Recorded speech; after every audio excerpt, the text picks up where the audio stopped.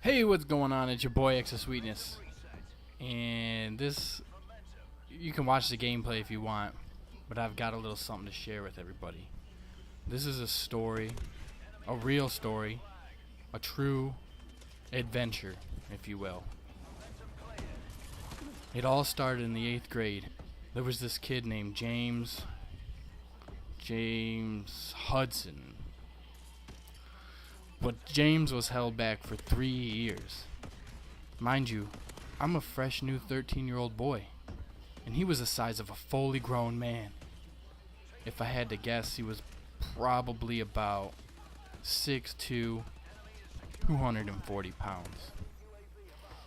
One day, James got in my face and told me to eat the dick. And I ain't about to be a little bitch, so I told him that his mom was so fat that she doesn't need to wear a juggernaut suit to survive an explosion. That pissed him off, and he pushed me into the lockers. Forcefully shoved him back, and we started to brawl. Little did James know, I was a black belt in ninjutsu at the time. So like all masters of the art, I casually tossed one of my smoke bombs at the ground to create a distraction. Of course I pulled it off flawlessly, and James lost track of me. Due to my increased agility and speed from my training, I was able to move around, invisible to the naked eye. I sprinted behind him and sucker punched him in the jaw, knocking out 3 of his teeth. While James was on his hands and knees, picking up the teeth that I smashed out of his mouth, I ran from the side and gave him a swift roundhouse kick to his ribs, again vanishing from view after the assault. It was about this time that my smoke screen had started to wear off. So I leapt into the corner of the ceiling, preparing myself for another attack. As James recovered from the nearly fatal blow to his abdomen, he staggered forward, unaware of my current location. I leapt from the corner of the ceiling onto his back and started to rapid punch him in the back of the head, repeatedly. This brutal and swift beating left James incapacitated. He rolled onto his stomach while I stood over him. I grabbed him by his long hair and asked him if what I said about his mother was true. He looked up at me and told me to eat a plate of shit, and then he proceeded to scream in what I thought was agony. But no, he appeared to be growing. His body bulged and he became covered in hair, resembling a wolf man, and he was no longer what now seemed a miniature size of 6'2". He was an astounding 11 feet tall. I was terrified at the sight, but failed to show the emotion, as my training allowed me to remain calm under superhuman circumstances. I was not positive on what my next move was going to be, so instead of trying to best the monster in hand-to-hand combat, I decided to apply my ranged tactics. I pulled 4 throwing stars from my left sock and intensely hurled them at the beast. The first 3 stars ricocheted off the formidable foe, but the 4th caught him right in the eye. The monster was now half blind, and this was my chance to end this, once and for all. I revealed my 24-inch katana blade that was discreetly hidden in my right sock, and sprinted full speed at the brute, chanting my war cry as I grew near. "This is where you die!" I sliced the fiend's dick off. It happened to be that this was in fact the source of the ogre's power. As he shrunk down to his original 6 foot 2 inch size, I grabbed the back of his head and started to repeatedly bash his face into the hard tile floor. As blood spewed from his nose and mouth, I asked him again if it was true. This time there was no hesitation in his voice, and he used all the strength he could muster and said, "Okay, Extra Sweetness, your skills are unmatched by any being living or dead. My mother doesn't need to wear a juggernaut suit to survive explosions because her body is bulky enough to make her appear as if she was already wearing one." After the savage beating, I looked up at the crowd that had flocked to the hallway. I seen hundreds of my peers cheering for me and flashing me their tits. A teacher had finally made his way through the crowd and snatched me up by the arm. Instinctively, I lopped the teacher's arm off. He screamed and bled on the floor. Another teacher found his way to me and asked me to follow him. I conceded.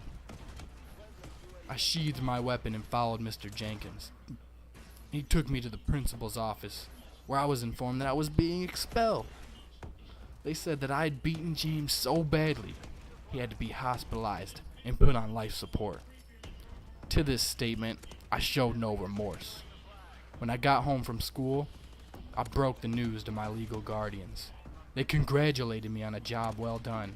We moved away from Atlanta, never to return. I've moved around a lot since then, and every school I go to, I cannot escape the story of James Hudson. Girls would throw themselves at me, and men wanted to be me. I almost hate getting up in the morning because I know that my plate for the day is just going to come with a side of judgment. If I could take back what I did in the 8th grade, I wouldn't hesitate to do so. People always say that your past is your past, but when you can't even leave your house without women showing you their breasts and people showering you with money and gifts, it's kinda hard to forget. My life is almost unbearable, and I try to stay in the house as much as I can to avoid all the criticism. I cannot count how many times I have been asked to sign a set of titties or to make love to another man's woman.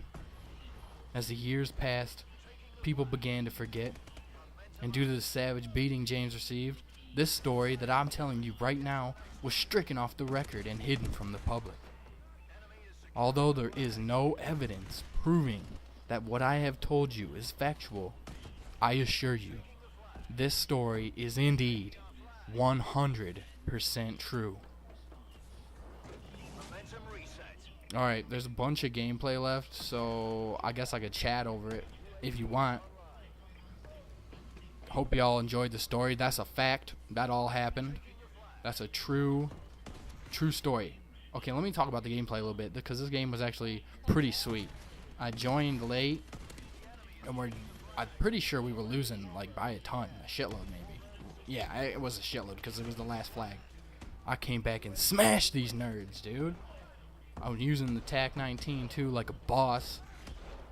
Ugh, this sniper is crazy, dude. I hate getting killed by it. Anyway, we come back. Oh, I'm gonna let you guys watch it because it's sick. Like, watch the timer, okay? Watch the timer because you're gonna be impressed as hell. It's the most impressive thing ever. Ooh, I got blasted. I'm pretty sure, like, I got some pretty sweet clips in here. I mean, not clips, but nice little trips. Maybe that's it. I don't know. But I had to put the paintball effect on, man. This gun is garbage. I swear I get more hit markers than anybody I know.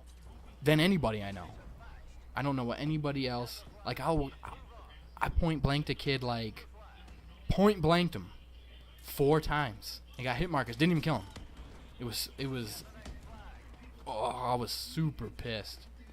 This is where we start winning. Here goes. What do we got? 30 seconds left. Boom, cap that flag.